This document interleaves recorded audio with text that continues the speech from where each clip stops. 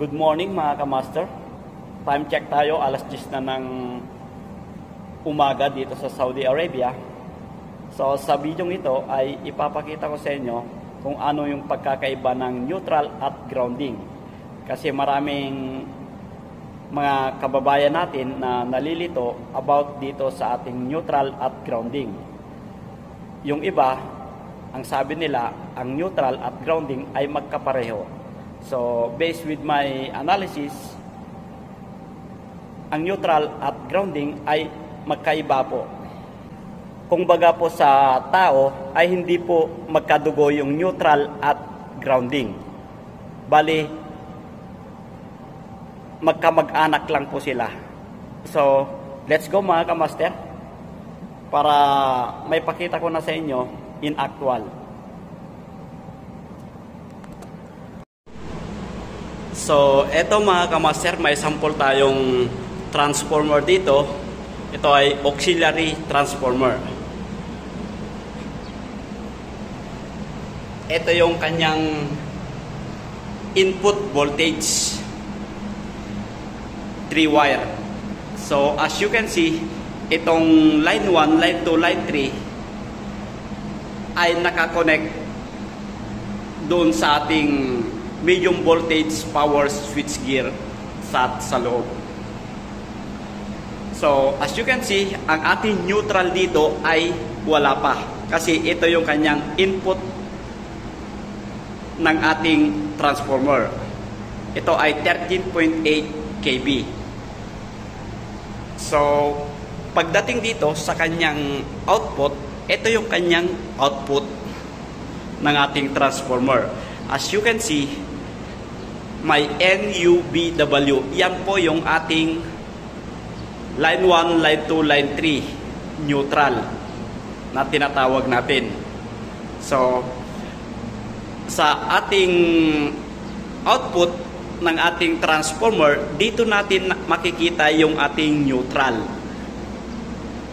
Ang ating neutral ay nakakonect sa winding ng ating transformer mga kamaster. So, at ang ating grounding ay nakaterminate dito sa body ground ng ating transformer. So, ayan. At nakabaon sa lupa. So, dito pa lang mga kamaster ay nakikita na natin kung ang pagkakaiba ng ating neutral at grounding. So, eto pa mga kamaster. Ang ating grounding ay pwedeng maging neutral. Pero ang ating neutral, hindi pwedeng gawin nating grounding. So, naintindihan nyo mga kamaster? Pag ang ating grounding, ginawa nating neutral, kailan nakabanding na ito. So, tignan natin kung paano binanding yung ating neutral at grounding. So, pupunta tayo sa kanyang main breaker ng ating transformer. So, nasa loob po yan mga kamaster. Let's go. So, eto na mga kamaster yung kanyang main breaker ng ating transformer. So, buksan natin para makita natin kung paano nila binanding.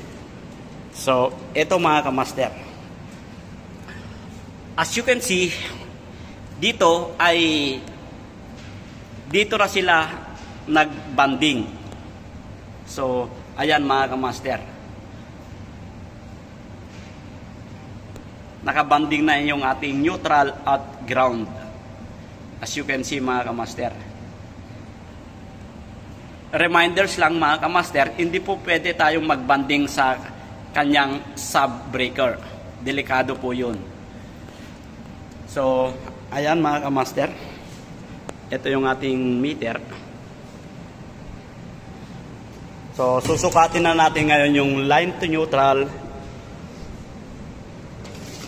So, ayan yung kanyang sub breaker.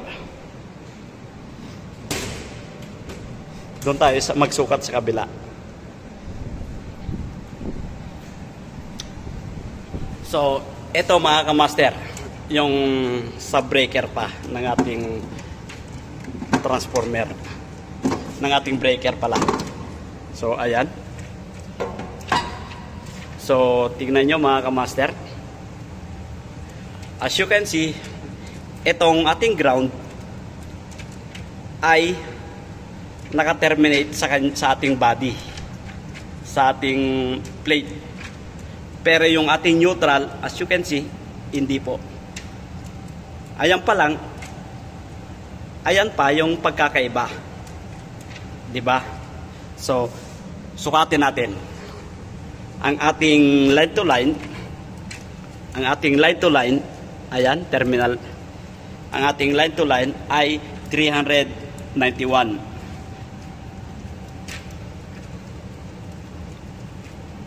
389.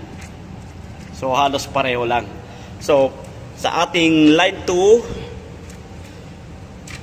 ground, ground to line ay 224. Ayan, actual yan mga kamaster. At ito naman line to neutral. Ito yung line to neutral niya mga kamaster, 225. So mas mababa lang konti dito sa ating line to ground kaysa dito sa ating line to neutral. Ayan yung ating line to neutral, at ito naman yung ating line to ground,